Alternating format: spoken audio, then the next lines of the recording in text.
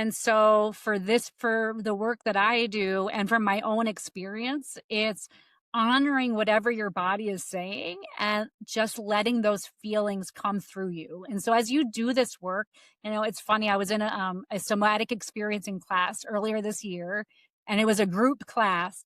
And I wasn't the teacher. There was I'm not a practitioner of that. I was attending that class, but the woman there that was leading us through the exercises in like the first two classes, you know, some of the people in the class were getting frustrated and a little angry, and they were saying, "Oh, this is making me feel worse." It's like, I'm here to feel better. This is making me feel worse. And I do think that that's part of going through a healing journey, is having to feel all of the feelings. For me, I numbed with alcohol and men. I numbed. That was ways for me to hide that pain and make myself feel better in a fake way, very much like drugs are for a drug addict. I had other things that numbed my body. And so when you're going through a healing, you're having to get rid of that numbing, and you have to let the feelings come. And that can feel hard at first, but over time, we're especially working with a coach, because for some of this, doing it alone can be scary and you might give up. Whereas if you could have a coach like me to help be with you and hold space and remind you that in this moment you're safe, and remind you that in this very moment, if you think about the outside world in your life, it's all okay. Like, just because you're feeling grief in this moment doesn't mean the external world around you is crumbling. And as you really sit with those feelings, you realize they'll come and go as your body needs them to. You're not going to feel that way forever. You're going to be able to work through it, honor it. I think for me, it's like when you try to avoid those feelings, they linger even longer. If That's you true. just honor them and you just thank them for coming and recognize they serve a purpose, feel grateful that your body is doing what it needs to, and ask what it's teaching you.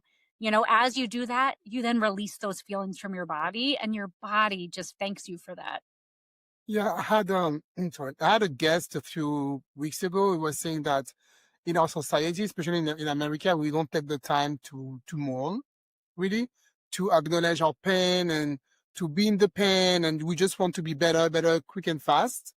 And it's Yes. like, no, you need to actually feel it, acknowledge your grief, mourn it, and then move on from that.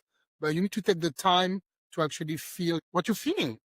And that's really important. What I find is, and you had asked, how we help other people that maybe, don't know how to do that. What I find is, people will sometimes be skeptics, and they'll push against what we're talking about, and they'll say, well, I can't take that time. Well, the more you do that, the universe is going to make you take that time. The universe isn't going away.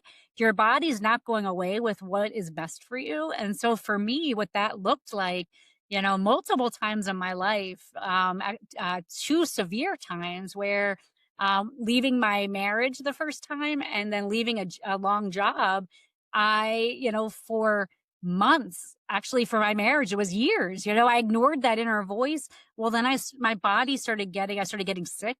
I've had, many, illnesses. I have an autoimmune disease, which I very much think is because I held in all these feelings. And then over time, both times I ended up having like bad falls where I hit my head Mm. because I was like running it's like my adrenaline was up so much and I was trying to do all these things. And I so believe it's the Maya Angelou and Oprah message that the universe speaks to us in whispers, and it gets louder and louder until it hits you over the head. It literally has happened to me twice. So now when I start seeing the signs, when I start seeing that, hey, I'm getting colds and flus more often, or I'm not wanting to get out of bed, or I'm dreading going to work the next day, that those are signs that my body is telling me that something has to change. And I'm going to listen before I have another head injury. I've opened a few new spots for my 90-day program called the Inner Oasis, designed to help high-achieving women who are stuck in chronic stress and burnout to retrain their nervous system so that calm, sleep, and balance become that default, not a temporary break. I will be using a unique blend of sound healing, energy healing, and journaling.